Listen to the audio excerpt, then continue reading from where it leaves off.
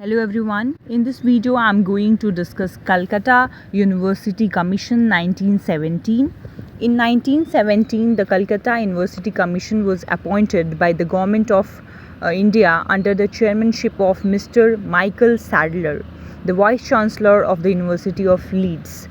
जो mister Michael Sadler थे वो यूनिवर्सिटी ऑफ लीड्स के प्रोफेसर वाइस चांसलर थे. इन्हें बुलाया गया कलकत्ता कमीशन पे काम करने के लिए. कलकत्ता यूनिवर्सिटी कमीशन पे क्या था, जैसे कि हमने बात किया कि हंटर कमीशन के बाद इतना ज़्यादा एक्सपेंशन हो गया कि बहुत सारे लोग यूनिवर्सिटी में जाने लगे और यूनिवर्सिटी में इतने ज़्यादा लोग आ गए, इतना कम रिसोर्स बच गया कि वो यूनिवर्सिटी का जो वो था पोजीशन था वो चरमराने लगा.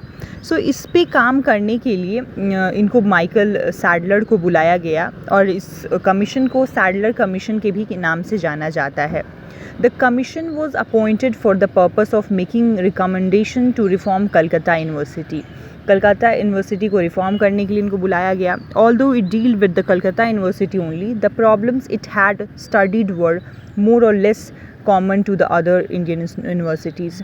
ऑल्दो इनको बुलाया गया था कि ये स्टडी करे कलकत्ता यूनिवर्सिटी के प्रॉब्लम्स को, लेकिन जो प्रॉब्लम कलकत्ता यूनिवर्सिटी को था वो इंडिया के बहुत सारे यूनिवर्सिटीज़ को था.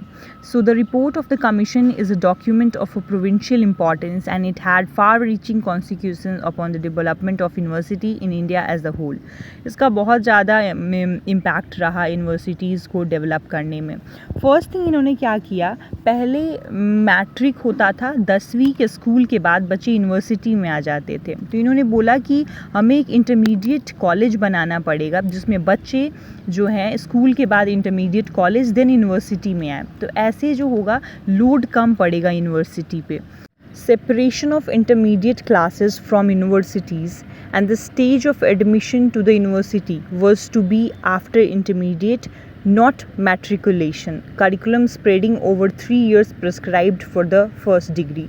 देखिए इन्होंने बात किया कि सेपरेट करो इंटरमीडिएट कॉलेज को और यूनिवर्सिटी से, क्योंकि जब तक बच्चे इंटरमीडिएट करेंगे तो बहुत सारे बच्चे का मन होगा आगे पढ़ने का, बहुत का नहीं होगा तो बहुत छोड़ भी देंगे और यूनिवर्सिटी पे कम लोड पड़ेगा.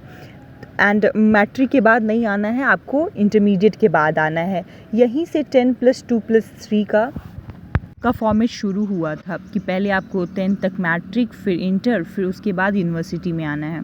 Establishment of intermediate college with the teaching facilities in art, science, medicine, engineering, education and agriculture. बहुत सारे इंटरमीडिएट कॉलेज इस्टेब्लिश किए गए जिसमें art, science, medicine, engineering and education, agriculture ये सब पढ़ाइयाँ होती थी. Honours courses and pass courses की बात की गई कि जो बच्चे 1 करेंगे, 2 करेंगे और 3 इयर्स करेंगे तो उनको ऑनर्स मिलेगा और कुछ बच्चों को पास कोर्सेज मिलेंगे. Formation of selection committee including the external expert to select professor, reader and lecture. एक फॉर्मेशन हुआ सिलेक्शन कमेटी का जो एक्सपर्ट्स को, प्रोफेसर्स को, रीडर्स को, लेक्चरर्स को सेलेक्ट करते थे.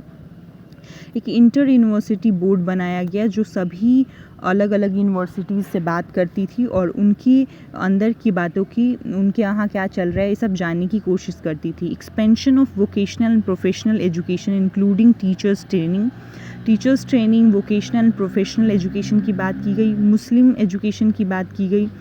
साथ ही इन्होंने वुमेन एजुकेशन पे भी बहुत ज़्यादा एम्फसाइज़ किया कि वुमेन शुड बी एजुकेटेड और एक नया उन्होंने डिपार्टमेंट बनाया वुमेन एजुकेशन के लिए. इसके बाद इस कलकत्ता यूनिवर्सिटी कमीशन के बाद 7 यूनिवर्सिटीज़ वर एस्टैब्लिश्ड, नेमली अलीगढ़, लखनऊ, बनारस, मैसूर, पटना, ढाका और ओसामिया. ये सब यूनिवर्सिटीज़ स्टैब्लिश हुए. इनके रिकमेंडेशन को एक बार ब्रीफ में जान लेते हैं. इन्होंने यूनिवर्सिटीज़ इन इंडिया के बारे में रिकमेंडेशन दिया. इन्होंने मुस्लिम एजुकेशन की बात की, टीचर एजुकेशन की बात की, टेक्नोलॉजी की बात की, प्रोफेशनल और वोकेशनल कोर्सेज़ की बात की है. साथ ही इन्होंने इंटरमीडिएट कॉलेज को जो अलग करने की बात की गई है. तो ये सब बातें समराइज़ होती हैं कोलकाता यूनिवर्सिटी कमीशन में. Thank you.